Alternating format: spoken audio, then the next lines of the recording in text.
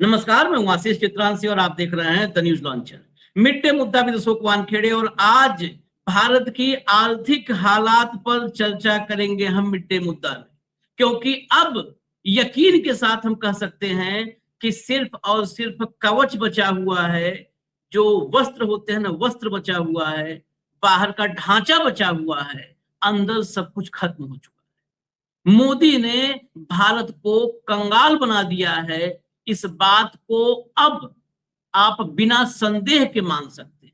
और अभी जितना कंगाल बनाया है, यही अंत नहीं है, अंत इससे बुरा करने की तैयारी है। और आपको तमाम परिस्थिति जन्य साक्ष्य हम आपको दिखाएंगे। ये ऐसे नहीं कि कंगाल कर दिया है जी, बस मान लो कंगाल कर दिया है, जैसे आईटी सेल वाले और अंधभक्त करते हैं। आप अपने आंखों से आंकड़ों को देखिए, उन आंकड़ों के इंपैक्ट को समझिए।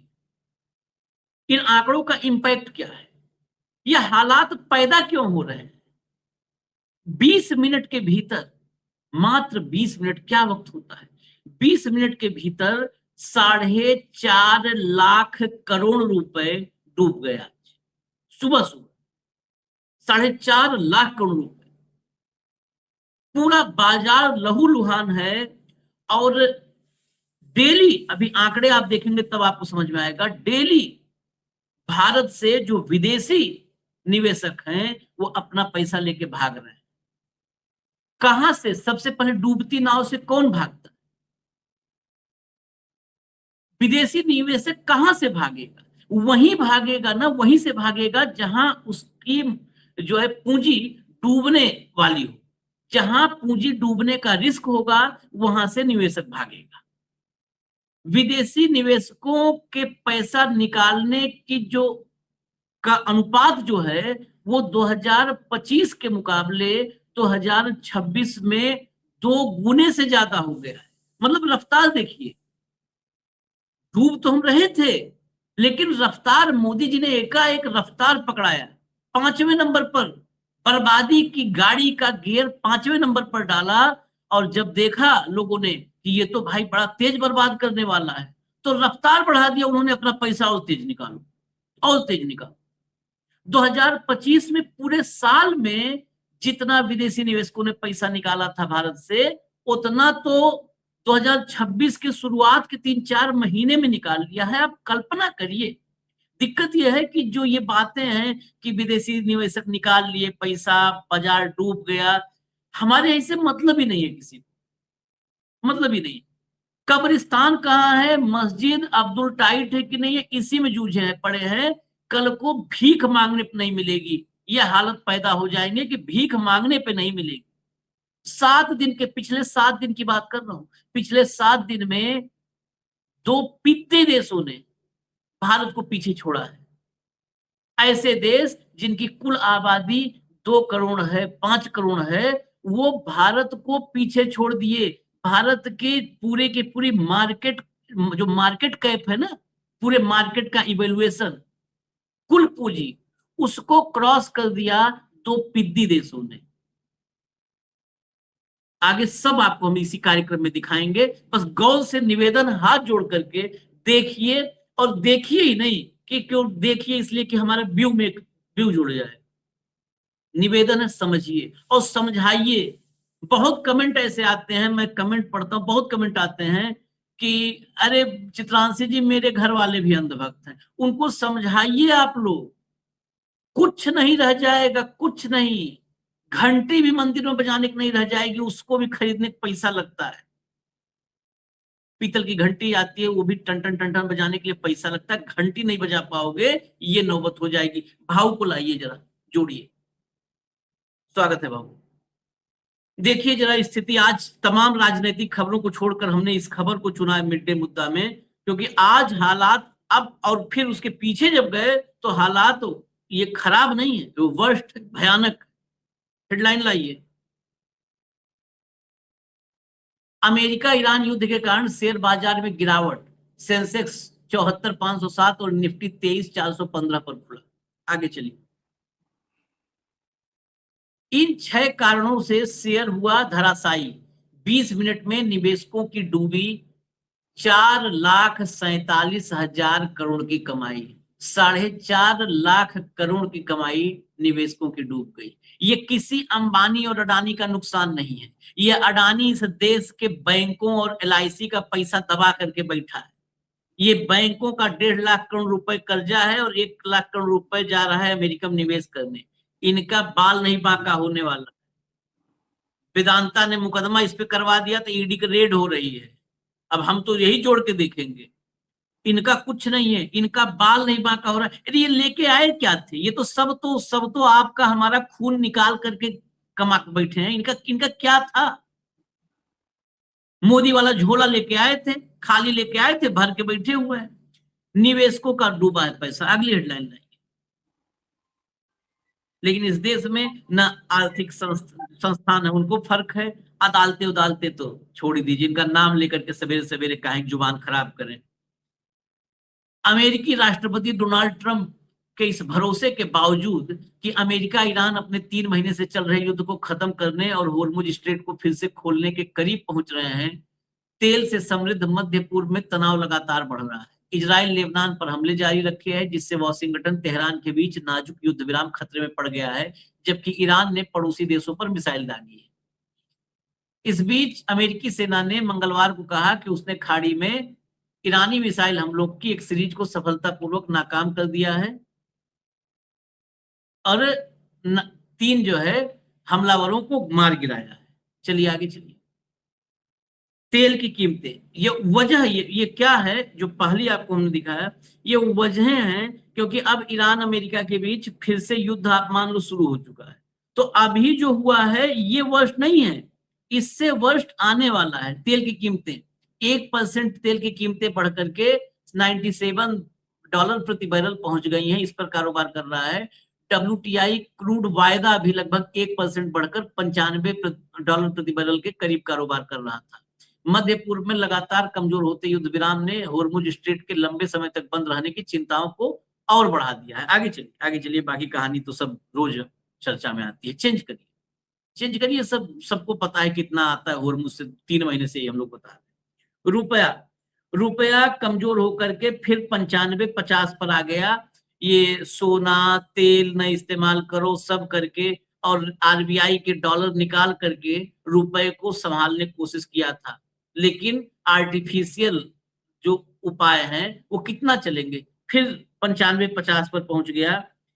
LKP सिक्योरिटीज के VP रिसर्च एनालिस्ट कमोडिटी और करेंसी जतिन त्रिवेदी ने कहा कि कच्चे तेल की ऊंची कीमतें भारत के आयात बिल और महंगाई के दृष्टिकोण को लेकर चिंताएं बढ़ा रही हैं, जिससे विदेशी मुद्रा बाजार में धारणा सतर्क हुई है। उन्होंने आगे कहा कि आगे चलकर बाजार RBI की पॉलिसी के नतीजों पर बारीकी से नजर रखेगा।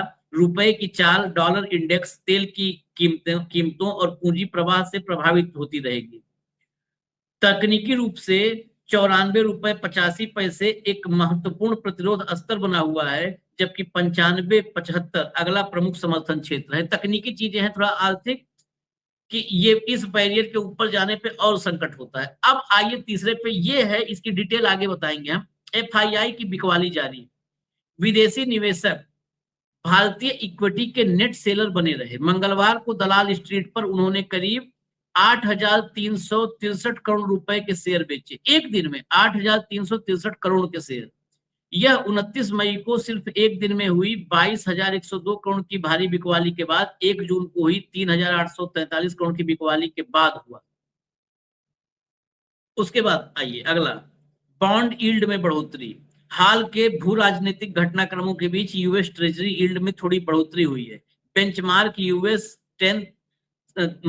10 साल के नोट पर यील्ड बढ़ाकर 4.457% हो गई है, जबकि 30 साल के बॉन्ड पर ये 4.97% हो गई है।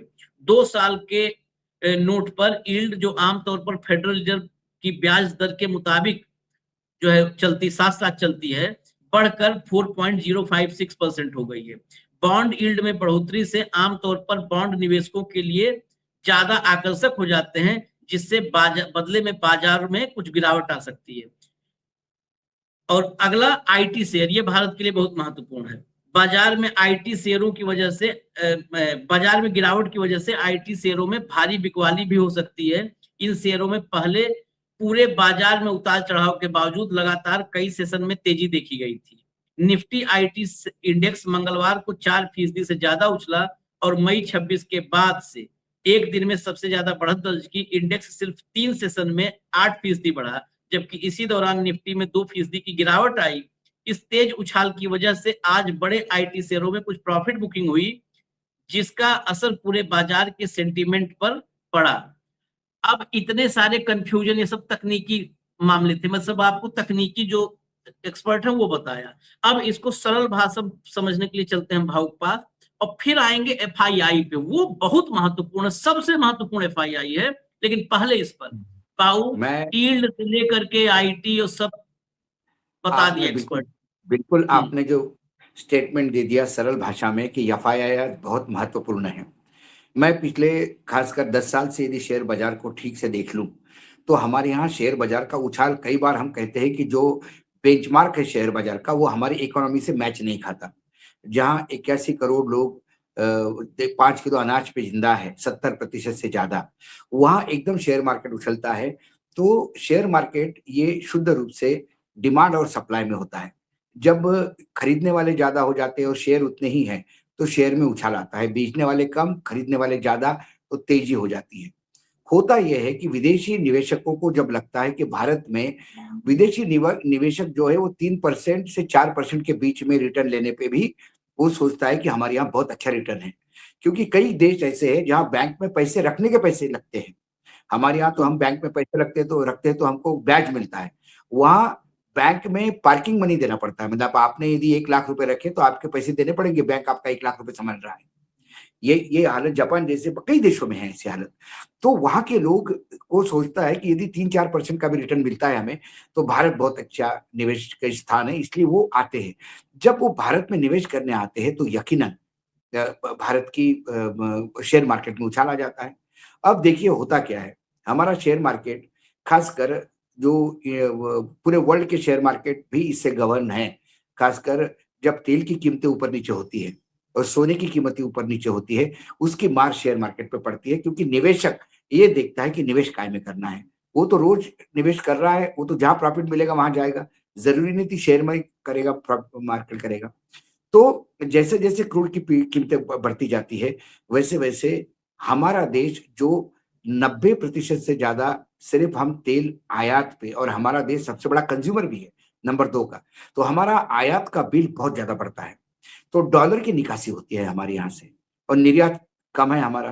तो जब हमारा आयात और निर्यात का गैप पड़ता है तो हमारा रुपया कमजोर होने लगता है, पूरी इंडियन इकोनॉमी मार खाने लगती है। तो एफआईआई सोचते हैं कि हम यहाँ क्या करें। लेकिन इस बार जो एफआईआई गया अपने यहाँ से, उसका मेजर कारण है अमेरिका का जो फेडरल बैंक है, जो हमने जैसे रिजर्व बैंक है वहां पे वैसा फेडरल बैंक है अमेरिका में।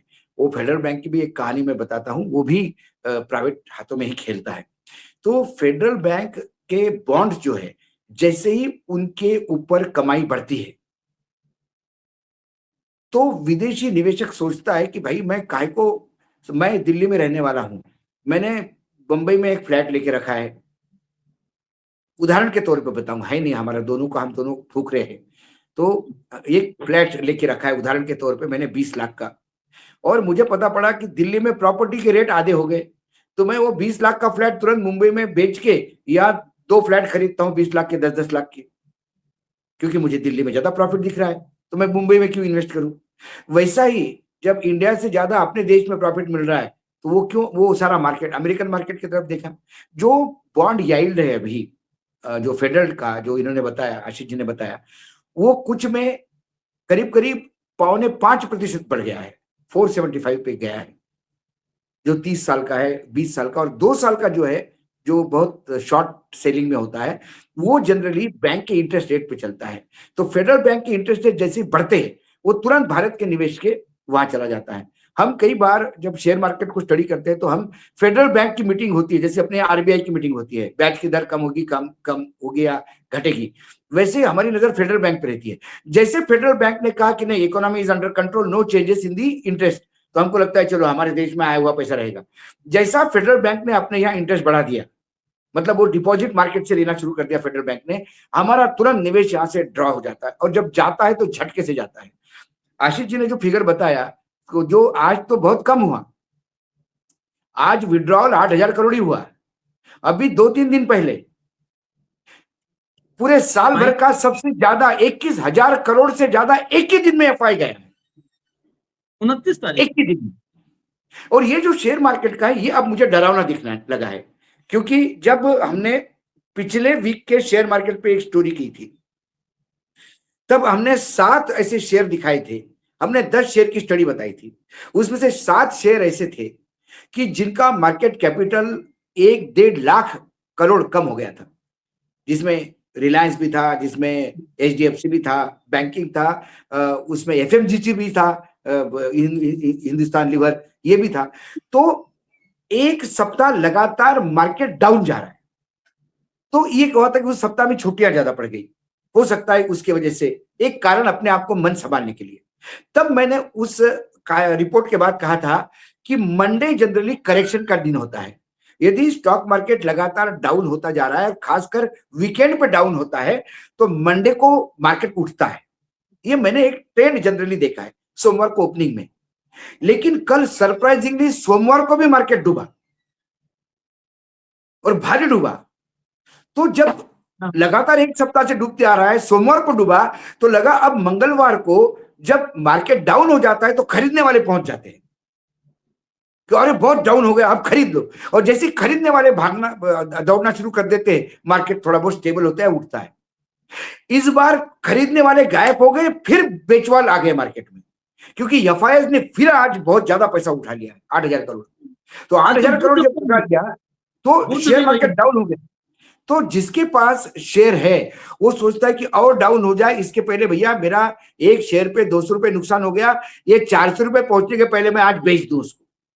फिर वो बेचने लगता है। और जब मंदी का दौर चलता है, मंदड़िया जब हावी होता है, तो तेजड़िया चाहे कितना प्रयास करे, मंदी की लहर को नहीं रोक सकता। लोग कहते हैं सुनामी और मंदी ये रोकी नहीं जा सकती। तेजी तो रुक जाती है। तेजी इसलिए भी रुक जाती है कि जब तेजी में बहुत ज्यादा कीमतें बढ़ती है तो खरीदने के लिए पैसा भी तो चाहिए। पैसा कम पड़ने लगता है तो आदमी फिर ऑटोमेटिक तेजी रुक जाती है। लेकिन जब मंदी का दौर हो जाता है तो हर आदमी डरता है, अरे बाप रे, सुना ये तो कोई बोलता है कि अरे और डाउन हो जाएगा, फिर करो। अब सोमवार को करेक्शन नहीं हुआ, इसका मतलब अब लगातार डाउनफॉल होगा। तो ये मंगलवार को भी, अब मुझे लगता है कि अब ये लगातार डाउन जाएगा। उसके कई कारण हैं। उसका मुख्य कारण है कि पेट्रोल की कीमतें कम होने का नाम नहीं ले रही है, और अमेरिका कुछ भी कहे, युद्ध पीक पे पहुंच गया है। आज फिर हमले हुए हैं, अमेरिका ने भी हमले किए, ईरान ने भी हमले किए। अब ये वार्ता कहां जाके रुकेगी और ये युद्ध कहां जाएगा, अब लोगों का धैर्य छूट गया है कि युद्ध नहीं रुकेगा। ऐसे में हमारे पास स्ट्रैटेजी क्या है? हमारे प्रधानमंत्री तो बोल के आ गए कि हमने यूएई में रिजर्व रखे हैं। अरे भाई, लेकिन कोकण में मैंने नारियल रखा, उसकी चटनी मैं दिल्ली में नहीं बना सकता। यदि चटनी मुझे बनानी है तो नारियल मेरे किचन में होना चाहिए। नहीं, कोकण में मैंने फोन करके 4 नारियल बुक कर दिए, वो काय काम के? मेरे कई कोकण में दोस्त है, ये पूरे सीजन अल्फांसो आया नहीं घर पे, सब कोकण वाले फोन करके अरे तेरा आम निकाल के रखा है, कोई आया तो भेज देंगे। तो वो कोकण का आम मेरे किस काम का? तो यूएई का रिजर्व मेरे किस काम का? आज तो मेरे यहाँ तेल नहीं है। आज सबसे ज्यादा जो प्रेशर है आशीष जी, ये लंबे तौर पे देखिए, ये तेल की कीमतें यदि युद्ध और 6 महीने चला तो भारत बैंकरप्सी पे आ जाएगा, बैंकरप्सी पे आ जाएगा। अभी हमने दबा के सोना बेचा, सरकार नहीं बता रही है। सरकार ऐसी बातें नहीं बताती है। सरकार अपना अच्छा अच्छा चेहरा दिखाती है, इधर फोड़ा आया है वो छपा के रखती है। अब भी सोना बेचा, ब्लूमबर्ग की रिपोर्ट है, रिजर्व बैंक ने, क्योंकि सोना बेच के डॉलर खरीदा और डॉलर खरीद के थोड़ा बहुत डॉलर को हियतरी लगाए। लेकिन फिर मैं कहता हूं कि जब रुपया नीचे गिरना शुरू हो जाता है, कोई मंदी का दौर आ गया, इसको कोई टेका नहीं लगा सकता। ये आपके इकोनॉमिकल पॉलिसी का फेलियर है। आपके, अब आपने बताया ट्रेड यूनियन, मैं एक इकोनॉमिक, मैं यदि इन्वेस्ट करता हूं तो मैं सब पढ़ूंगा ना आशीष जी। अब मैंने कहा कि भाई भारत की स्थिति ठीक हो जाएगी, यूरोपियन यूनियन के साथ डील ऑफ द डील हो गया, डील मदर डील हो गया, ट्रेड डील। वो यूरोपियन यूनियन ने पाकिस्तान में जाके फिर भारत को जूता मारा। तो where we stand? We don't stand anywhere. El Nino आ रहा है, अल नीनो के बारे में प्रधानमंत्री बताते हैं गर्मी पाने पे पना पियो, पानी पियो। अरे मत बता भाई, मेरी दादी से लेकर पत्नी तक और बहू से लेकर छोटी नाती तक सब बताने को तैयार है कि दादाजी बाहर जाने के पहले पानी पी के जाओ। उसके लिए मुझे प्रधानमंत्री नहीं चाहिए, मुझे प्रधानमंत्री चाहिए अल नीनो आ रहा है, मेरे किसानों का क्या होगा, आपके पास क्या बफर स्टॉक है, आपके पास किसानों के लिए व्यवस्था क्या है, फर्टिलाइजर क्या है किसानों के लिए, कोई नहीं। पानी की व्यवस्था, पीने के पानी का डाले पड़े हैं, हम कैसी इंडस्ट्रीज को पानी देंगे और हम कैसा बाकी इसको पानी देंगे। ये पूरे इसमें देखिए इंडस्ट्रियलाइजेशन का कितना फायदा होता है। सब दूर मंदी का दौर चल रहा है, इसके बावजूद जापान और हांगकांग का स्टॉक मार्केट तेजी पे उछाल पे है। उनको तेल की कीमतों में फर्क नहीं पड़ता, क्योंकि उनके पास सेमीकंडक्टर है, उनके पास निर्यात है, तो उनको इसका फर्क नहीं पड़ता कि तेल कितना महंगा हो गया, वो खरीदने की ताकत रखते हैं। उनके पास डॉलर दबा के आता है तो खर्चा भी करता है। चीन को फर्क नहीं पड़ता, रशिया को फर्क नहीं पड़ता, रशिया का अपना तेल है, चीन का अपना तेल है और चीन अपने करेंसी में तेल लेता है। हमारा तेल निकाल दिया अमेरिका ने, ना रशिया से लेने देता ना ईरान से लेने देता है, हमको बोलता डॉलर में खरीदो। कहां चलाएंगे डॉलर? तो इकोनॉमी के सारे ग्लिम्स, कोई ऐसा एक सेक्टर बताए मुझे, मैं तो ढूंढ रहा हूं। मैं इस देश में प्यार करता हूं आशीष जी, मैं चाहता हूं मुझे कुछ तो आशा की किरण दिखे। चले किसी की भी सरकार हो, मोदी की सरकार हो, मनमोहन सिंह की सरकार हो, अटल जी की सरकार हो, वो साइड को रखिए। एक देश भक्त होने के नाते या देश का नागरिक होने के नाते आदमी ये सोचता है कुछ तो अच्छी खबर हो, इकोनॉमिक फ्रंट पे कोई तो एक खबर हो। मुझे आप बता दीजिए कौन सी इकोनॉमिक पॉइंट पे कोई खबर है? जीएसटी बढ़ गया, मूर्ख बनाते हैं, जीएसटी बढ़ गया हमारा। जीएसटी टैक्स कलेक्शन पे तुम कहते हो इकोनॉमी ऊपर चली गई, टैक्स तुम सबसे ज्यादा इंपोर्ट पे लेते हो। अरे तेल इंपोर्ट करोगे, ऊंचे रेट में इंपोर्ट करोगे, डॉलर की कीमत ऊपर चली गई है, तो जो टैक्स आएगा वो तो ज्यादा ही लगेगा। जो इंपोर्ट पे टैक्स लेके देश जीता है वो कभी सफल नहीं हो सकता, वो जीवन में हमेशा रोजी रोटी के लिए परेशानी में रहता है। देश एक्सपोर्ट के टैक्स पे बढ़ता है, यहाँ बढ़ता है। इंपोर्ट। दिक्कत ये है ना कि नीट, मैं फिर सब चीजें जोड़ रहा हूँ, कुछ चीजें और लाता हूँ, तथ्य ला रहा हूँ। ये नीट सीबीएसई क्यों सब बर्बाद हो रहा है? लोग पढ़ लिख लेंगे तो एक्सपोर्ट का टैक्स और इंपोर्ट का टैक्स सब फर्क जानने लगेंगे, तब अशोक वानखेड़े को, आशीष चित्रांशी को प्रोग्राम नहीं करना पड़ेगा, तो खुद ही सब पब्लिक हिसाब करेगी कि नरेंद्र मजा मत लो, जरा हिसाब दो। तो इसलिए दिक्कत है, इसलिए चाहते हैं कि न पढ़ पाए। आपने कहा कि तेल रिजर्व यूएई, ये भी हमें नहीं कहना है कि लोगों को लगे कि मोदी ने रखा होगा। अरे जा करके इसे रास्ते में सब चलते फिरते मिले और कह दिया कि किसी दिन आओ हमारे घर खाने पर, उसको न्योता थोड़ो कहते हैं। ये गए थे वहां पर, कोई रिजर्व पे साइन थोड़ा हुआ। सब्जी के बाजार में मिले, सामने वाला परवल ले रहा है, हम जो है कटहल ले रहे हैं, कहे आओ किसी दिन खिलाते हैं तुमको मटन। अरे बाबा आशीष जी, आप ही ने मुझे, अरे आशीष जी आप ही के कई दोस्त होंगे उत्तर प्रदेश में जिनके आम के बाग है, वो भी कहते हैं कि आओ यार आम खाने कभी आओ, लेकिन कब जाए, कभी बुलाए तो आओ ना। सिर्फ बोलता है कि जब भी मिले तब बोलता है तुम आम खाने नहीं आए। अरे बुलाता तू है ही नहीं। भाऊ जिनको खिलाना होता है ना, वो आने का इंतजार नहीं करते, वो पेटी भिजवा देते हैं, वो वही पेटी भिजवाते हैं कि नहीं आ पा रहे हो, कार्यक्रम कर रहे हो, भेज दे। तो वही है, कोई ऑयल रिजर्व नहीं। कहाँ है, कहाँ है वो दिखाओ हमको, एमओयू कहाँ साइन हुआ है, कहाँ ऑयल रिजर्व रखा है? आम सहमति, ये पामेलियन के बना दी हेडलाइन, ऑयल रिजर्व रहेगा। देश में तो ऑयल रिजर्व बना नहीं पाए।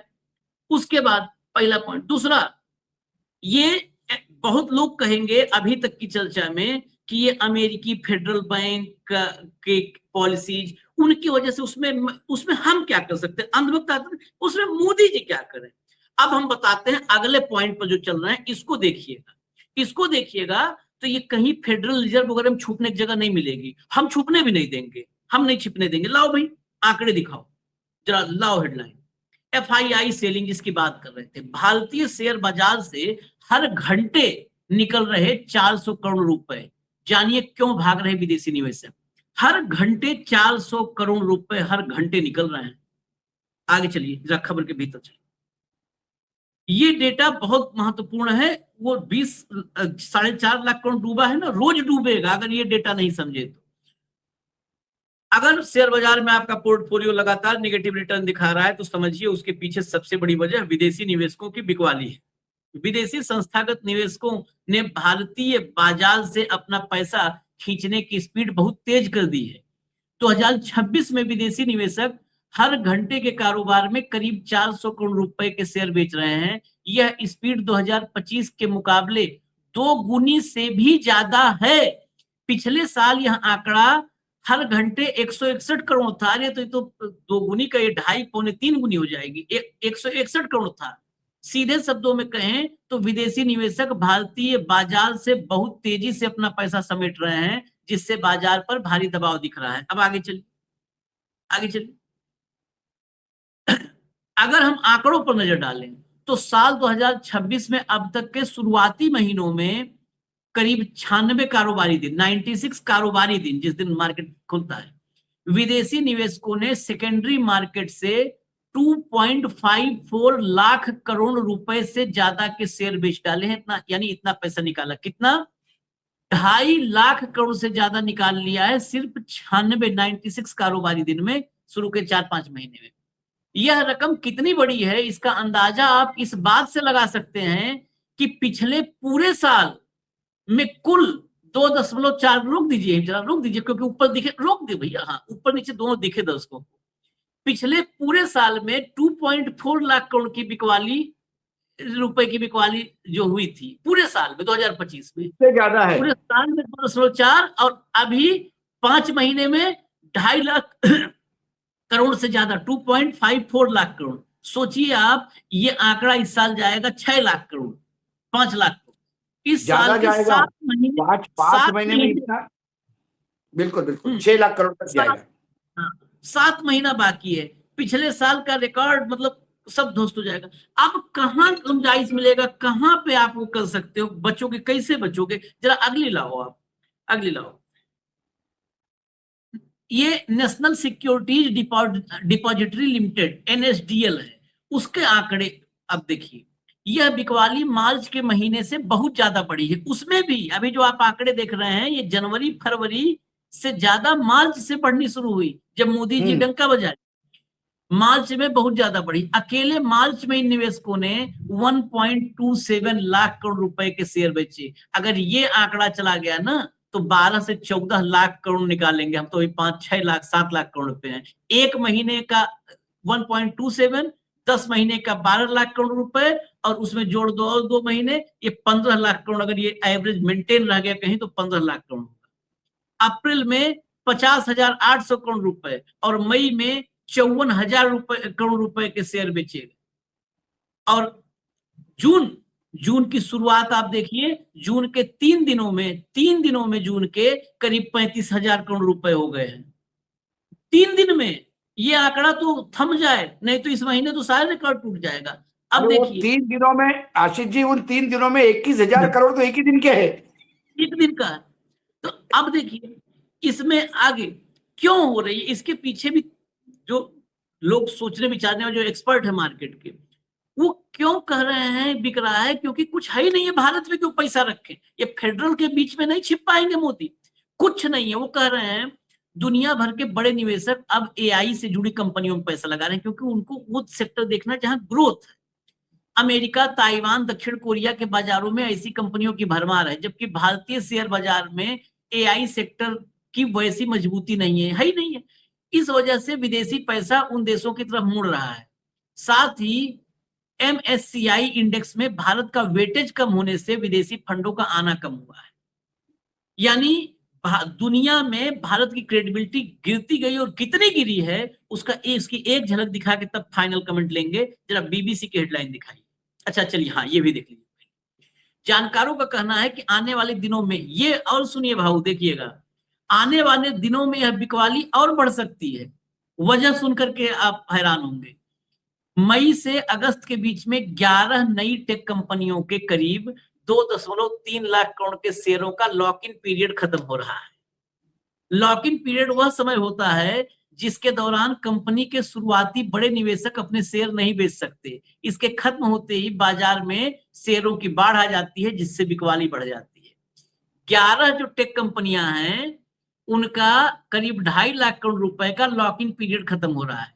लॉक इन पीरियड खत्म हो रहा है मतलब जो विदेशी निवेशक निकाल रहे हैं पैसे, वो यहां से निकाल नहीं सकते। लॉक इन पीरियड है, निकाल नहीं सकते। जब लॉक इन पीरियड खत्म होगा तो यहां से भी निकालेंगे, यहां से भी। और फिर मानसून, अभी भाव चर्चा किया, उस पर तो अलग कार्यक्रम करेंगे हम मानसून पे। अब एक मैं BBC का हेडलाइन दिखा दूं भाव, बस एक BBC हेडलाइन है। इस वजह से पिट रहे भारतीय शेयर बाजार, ताइवान के बाद दक्षिण कोरिया से भी पिछड़े। जरा भीतर चलिए खबर। आज ताइवान के बाद कोरिया। आज ताइवान, हांगकांग, दक्षिण कोरिया और जापान चारों शेयर बाजार तेजी में है। भारत यही तो कह रहे हैं हम कि ये फेडरल यील्ड गिल्ड शील्ड में नहीं बच पाएंगे। ये ब्लूमबर्ग के आंकड़े हैं, दक्षिण कोरिया में लिस्टेड कंपनियों का कुल मार्केट कैप इस साल 86%, 86% बढ़ के, जिस साल भारत बर्बाद हो रहा है उस साल दक्षिण कोरिया 86% बढ़ के 5 ट्रिलियन के पार पहुंच $5 पे पहुंच गया है। हाँ, वहीं भारत का कुल मार्केट कैप घटकर $4.8 ट्रिलियन रह गया है। पिछले सप्ताह ताइवान ने भारत को इस मामले में पीछे छोड़ा था, यानी लगातार 2 हफ्तों में 2 एशियाई बाजार भारत से आगे निकल गए हैं। जब एक निकलेगा दूसरे पिछड़ेगा। ताइवान 2 करोड़ की आबादी वाला देश है, 2 करोड़ की आबादी वाला देश। ये क्यों निकल रहा है? यहाँ पे नंबर ऑफ हिट्स नहीं चाहिए, भीड़ नहीं चाहिए, वहां पे राशन नहीं बट रहा है 5 किलो ना। दक्षिण कोरिया, वहां टेक्नोलॉजी बढ़ रही है।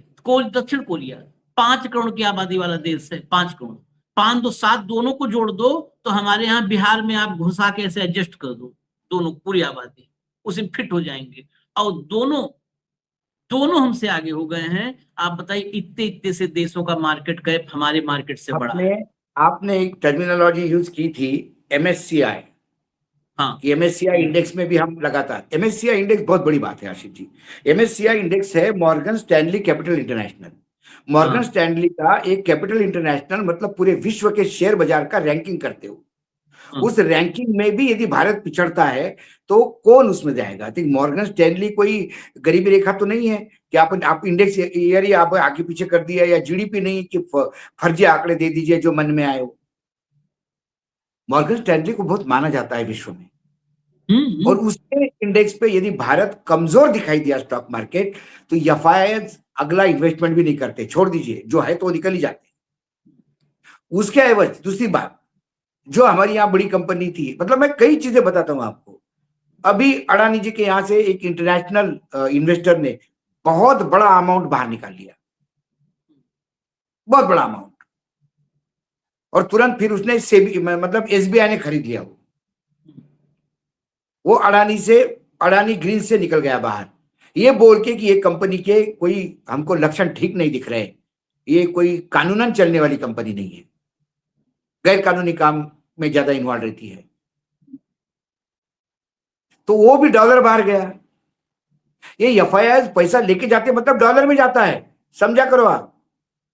जब डॉलर बाहर जा रहा है, वो कोई रुपए लेके नहीं जाते 200-500 गड्डियां, वो डॉलर में जा रहा है पैसा। डॉलर ऑलरेडी हम पेट्रोल के और क्रूड खरीदने में डॉलर नानी याद दिलवा रहा है हमको। उसके बाद एफआईआई का पैसा जो डॉलर लेके आया था वो भी डॉलर वापस जा रहा है, तो रुपया और गिरता है, डॉलर और ऊपर चढ़ा जाता है। मतलब हर जगह मायूसी छाई हुई है, सिर्फ प्रधानमंत्री के चेहरे पे तेज है और कहीं नहीं है। तेजी सिर्फ प्रधानमंत्री जी की हवाबाजी में है, भाषणों में है। प्रधानमंत्री को चाहिए कि इसको मीटिंग बुला के एड्रेस करें। प्रधानमंत्री चिंतित रहते हैं कि पंजाब में कैसा आप सरकार बनाए। प्रधानमंत्री चिंतित रहते हैं कि अभी ये ममता की पार्टी कैसे तोड़े। प्रधानमंत्री चिंतित रहते हैं कि यदि राज्यसभा का जुगाड़ कैसा करे, 2-4 एक्स्ट्रा सीट इधर उधर के तोड़ के। उसके लिए 4-4 घंटे की मैराथन मीटिंग होती है, और 4 घंटे की मैराथन मीटिंग करने के बाद यदि डॉलर थोड़ा भी स्टेबलाइज नहीं हो गया तो डूब के मर जाना चाहिए इन लोगों को, सत्ता से हट जाना चाहिए। यदि डॉलर को, रुपए को, गिरते हुए रुपए को नहीं रोक पाए, शेयर मार्केट बाजार को नहीं रोक पाए। अब जब वित्त मंत्री को पूछोगी तो वो क्या कहेगी, मैं तो शेयर में कभी पैसा लगाती ही नहीं, मैं तो प्याज खाती ही नहीं। ये डॉलर पे थोड़ा चर्चा करते हैं मीटिंग में, जान दीजिए, डॉलर पे नहीं। यहाँ पे तो अपने की विधायक सांसद कितने, कैसे इस पूरे देश को कब्जा लो कि जब हम जाएं लोगों को जाहिल बना के रखो। इन मूर्खों को और कैसा मूर्ख बना सकते हैं, इसकी मीटिंग होती है। मूर्ख पूरा ये झांसा पर गंभीर मंथन कि झांसे की और कौन सी टेक्नोलॉजी, ये AI पे आई से मतलब नहीं, झांसा की टेक्नोलॉजी लाओ। यहाँ पर पूरा दिमाग उसी पे लगा हुआ है सारे इंजीनियरों। चलिए इजाजत दीजिए, हमें खबरें बहुत सारी हैं और बहुत महत्वपूर्ण खबरें हैं आज बुधवार को। तो अभी हम बस थोड़ी देर में फिर आते हैं। धन्यवाद भाऊ, बहुत बहुत धन्यवाद, नमस्कार।